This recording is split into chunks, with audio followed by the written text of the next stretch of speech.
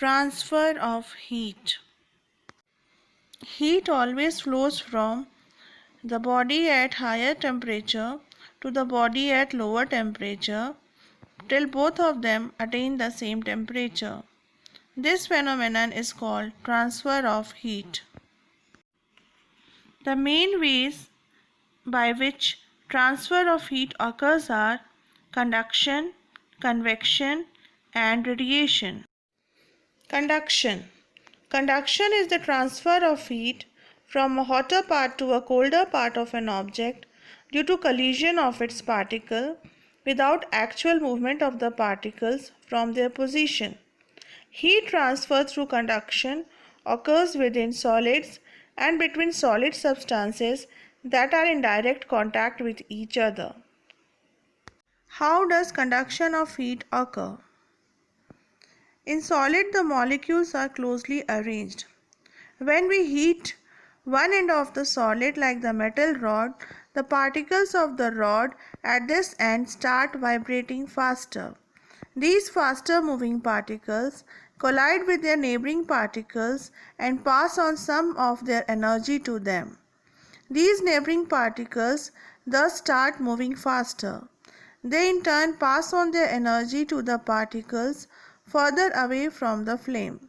This process continues and each particle keeps transferring the energy to the next particle while vibrating at its original position. Thus, heat is transferred from the end of the rod to the other end without actual movement of the particles. This way of heat transfer is called conduction. All materials do not conduct heat equally well. Depending on the ability to conduct heat, substances can be classified as conductors or insulators. Materials that conduct heat easily are called conductors. Metals are usually good conductors of heat. Materials that do not allow the conduction of heat are called insulators. For example, wood, cotton, rubber, clay, and cork. In convection, the heat transfer takes place by the actual movement of the molecules of the substance. The molecules of the liquid or gases that are near the source of the heat get heated first. They become lighter due to the heat and move upwards. The colder particles, being heavier, take the place, and this process continues until the whole liquid or the gas gets heated. It takes place in liquids and gases because in liquids and gases the molecules are less densely packed and are free to move.